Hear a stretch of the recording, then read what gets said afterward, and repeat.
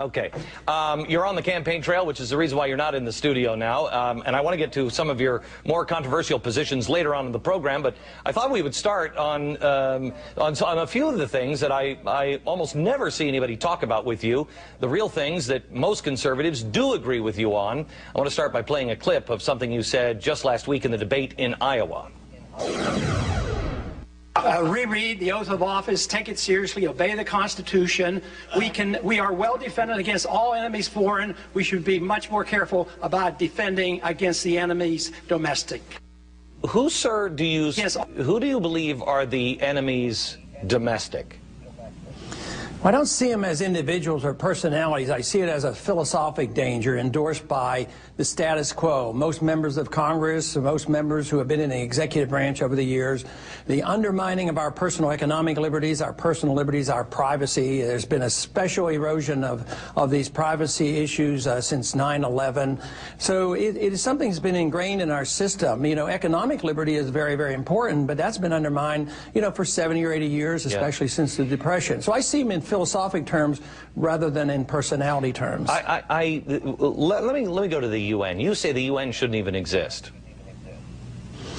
Well, I don't have any saying about whether they should exist or not. I just am arguing that it's not in our best interest to be in the UN. The very first thing the UN did after World War II was they took us to war. I mean, Truman went to war, didn't even tell the Congress, and you know, we're still in Korea. And, you know, the Constitution is very clear. Only Congress can declare war. A lot of men died over there. So I don't like going to war under the UN banner. You say the choice is very clear. We either follow the Constitution or submit to UN global governance. I happen to agree with you, sir. I mean, I see the Lost Treaty. I see the issue of global warming as nothing but trying to entangle us and the rest of the world into one world government. Would you agree or disagree with that?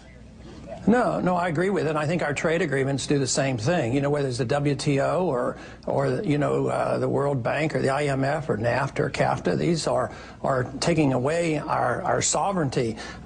Even today, the WTO today was telling us that we shouldn't pass this agriculture bill. I'll probably, you know, not vote for the agriculture bill, but should I do it because the WTO tells me not to? So I don't like this undermining of our national sovereignty. And we've allowed this to happen. You have said, though, that this is not some, if I may quote you, it is not as much a sinister conspiracy. The knowledge is out there. If you just look for it, you realize that our national sovereignty is under threat. But I have to tell you, and we're going to get into economics here in a few minutes, but when you look at both parties, you will see them. I mean, look at the budget that has recently come out.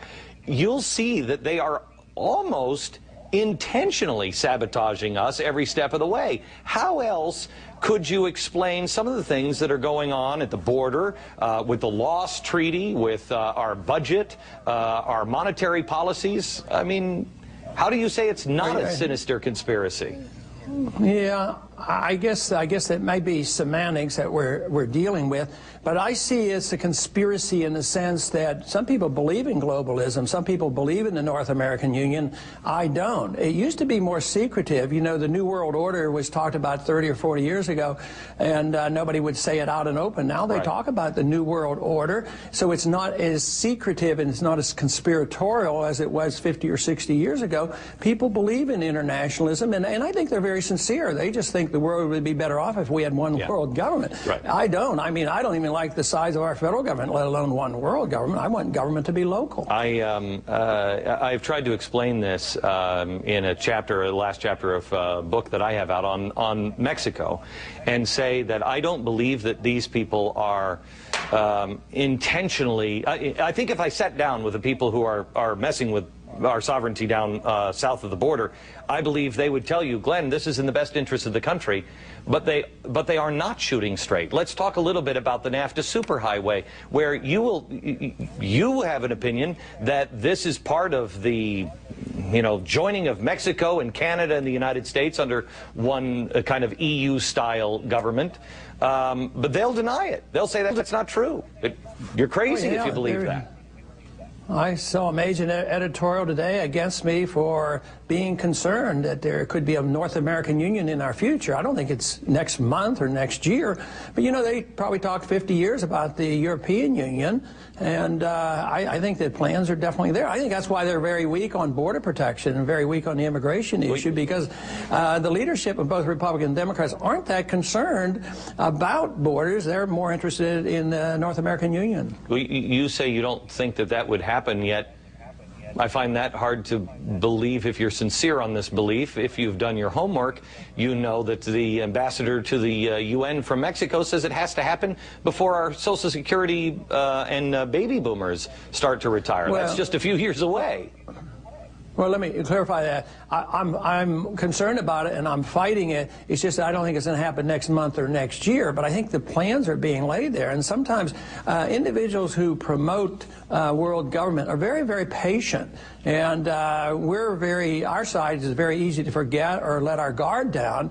And what I'm trying to do is alert the American people that they ought to be alarmed about what's happening, and hopefully we can stop it. I think we've made progress there. So quite a few states have, written some resolutions in objection. Texas has done this, and it's not like we've thought this up. If everybody in Texas legislature can vote and say, let's put a moratorium on these plans for a superhighway coming through, there must be something to it. But the American people, and you must know this because you are probably the lightning rod for the most disenfranchised in America. You are probably the one who, I know, I have to tell you, I listen to your radio commercials, and I hear your radio commercials, and I'm like, yeah, that's how I feel.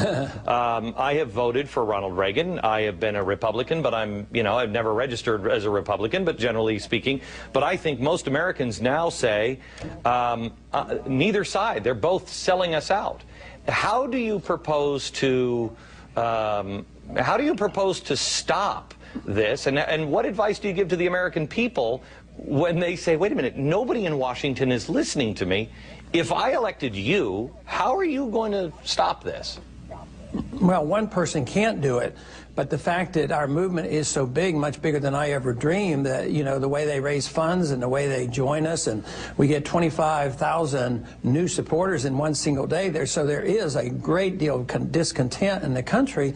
So it takes an army of people who believe a certain way, who's willing to look at this in an objective manner, and I think we're further along. I think it's the first time in history where a grassroots-type candidate, an independent-minded person, has been able to compete with the special interests. I think that is the message of what's happening here. We've been able to raise enough funds. We don't have as much money as others, but we get their attention. You know, raising $6 million in one day is a special event. But now we can compete, and this scares those people who are controlled in government for so years, whether it's the banking interest, the military-industrial complex, whether it's the medical industry. So many people have so much control in Washington, and yet we're able to compete with them, and I think that's very encouraging, and this invites even more people in, because I'm convinced we're the majority. If you take the base of the Republican Party and the base of the Democratic Party, I think you're down to about 30% of the people. So many people have dropped out or never joined in, and now they're joining our campaign. Ramos and Campion, the border guards, if you were president of the United States, what would you do?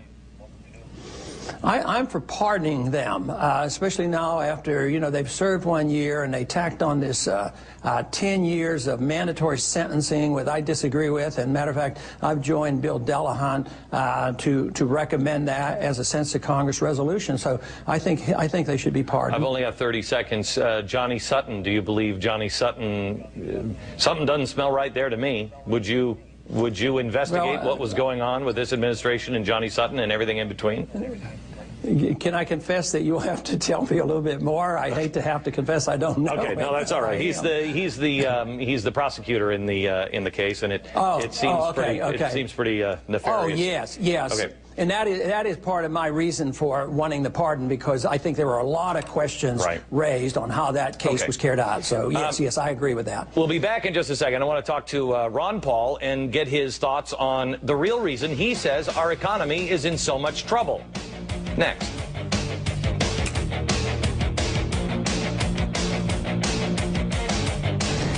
There's been one major thing that we have done wrong, and one major thing that we do right to solve all that.